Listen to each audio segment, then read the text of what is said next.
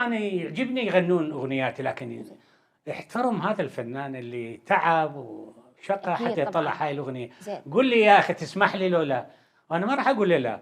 ما حسام الرسام أخذ إمم. 17 أغنية مو 10. إمم. ناجد المهندس 12، حسام الرسام 17. يعني ما يقولوا لي مرحبا. زين بس هاي شلون؟ بيها منافع مادية، ما فد يوم أحد إجا انطاك مثلًا قال لك هذه أني الأغنية لاقت أنا ملايين. ما تحدثت عنه ال بأشياء مادية أبدًا، إمم. بس قُلت لهم احفظوا حقوق الملحن والشاعر. أنا عندي خير من الله. إمم. أما هو إذا طلع من عنده يعطيني حقي فهذا جزاه الله ألف خير، لكن هو ما عنده هيك مبادرة، يعتبر إنه هو المتفضل لأن غنى أغنيتي، هيك عندهم إمم. حسابات. لا شلون يعني يصير؟ من سئل حسام الرسام قالوا له: "أنت شلون تغني أغنيات سعد بن ما تقول له؟" قال لهم: "لا أنا دفعت فلوس الملحن والشاعر." فلوس الملحن فلوس الملحن شبع موت.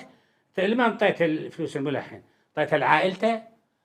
أشياء إمم. غير صحيحة يتحدثون بها، ويعتبرون أنفسهم أنهم متفضلين لأن غنوا أغنياتنا.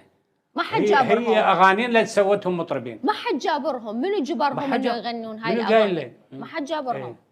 بس هم شافوا إمم. نفسهم أمام حائط إمم. صعب اجتيازه من يغني أغنياته هو.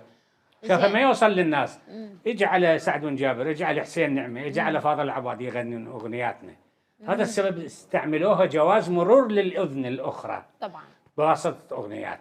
عند الشركات اللي تبيع هذه الأغاني، اهم. وعند المغنين والمغنيات العرب الذين غنوا أغنياتي.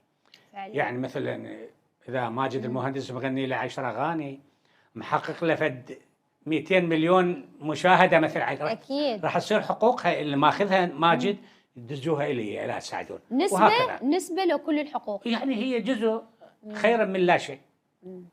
والحمد لله. طيب ليش ما إنه يعني بالتراضي بدون هذه محامي وهذه؟ هم الشركات من عرفوا اكو من يطالبهم بحقوق الفنانين إمم. اتصلوا بينا يردون يتفاوضون زين. قبل ما توصل السكينه الى إمم. ويمنعوهم لان او يوقفون ما تواصلوا برامجهم. ما تواصلوا وياك ولا فنان؟ وصلوا وياي وعرضوا مبالغ. ليش ما يعني قبلت؟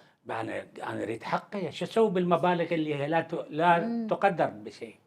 منو تواصل يعني وياك؟ انا مثلا شركه من الشركات استحق مثلا اخذ منها 100 مليون دولار مثلا، صح. اذا يدفع لي نص مليون دولار قلت تعال تنازل. منو تواصل وياك؟ ها؟ منو تواصل وياك من الفنانين؟ المحامي الانجليزي لا، من والشركات. الفنانين. ما اقدر افصح عن الشركات.